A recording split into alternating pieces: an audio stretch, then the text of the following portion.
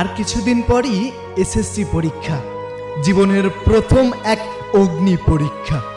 এই মুহূর্তে তোমার মনের ভিতর দিয়ে হয়তো অনেক ঝড় বয়ে যাচ্ছে, ভয়, দুশ্চিন্তা আর হাজারটা স্বপ্ন। সব শেষ করতে পারবো তো?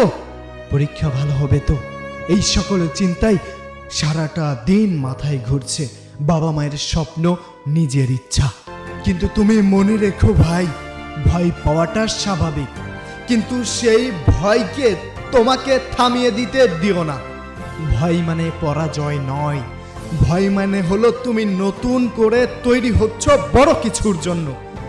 তোমার এই দীর্ঘ 10 বছরের পড়াশোনা, হাজারটা নির্ঘুম রাত, এই সব কিছু কেবল একটা পরীক্ষার খাতার জন্য নয়, বরং তোমার ধৈর্য আর সাহসের প্রমাণের জন্য। চলো এবার বলি, ভয় পেলে তোমার কি কি ক্ষতি হবে। ভয় পেলে তুমি সবার আগে যে জিনিসটা হারাবে সেটা হলো তোমার মানসিক শক্তি।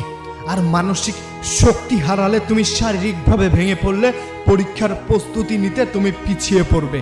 যেই মানুষগুলা স্কুলে টপার ছিল সেই মানুষগুলাই টপ হয়ে যাবে। আর ভয় না পেলে তোমার কি কি হবে? ভয় না পেলে তুমি পড়ালেখা করার শক্তি পাবে। আরে যা হবার হবে।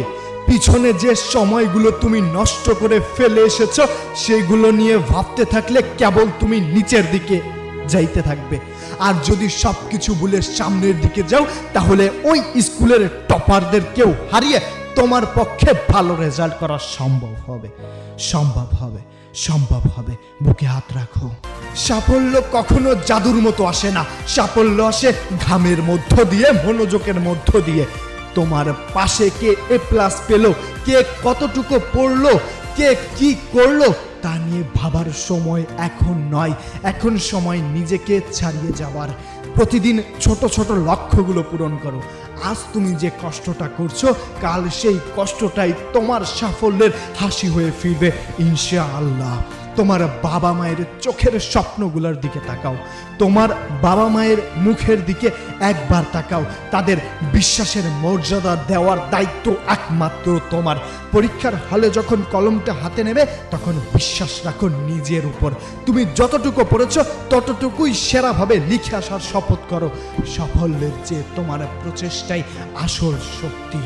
এসএসসি পরীক্ষার্থীরা, তোমাদের পৃথিবী তোমাদের অপেক্ষায় আছে। ভয়কে ছুটি দাও, পরিশ্রমকে আলিঙ্গন করো। মনে রেখো, তুমি শুধু একজন শিক্ষার্থী নও, তুমি একজন আগামী দিনের লড়াকু সৈনিক। যাও, জয় করে নাও তোমার লক্ষ্য।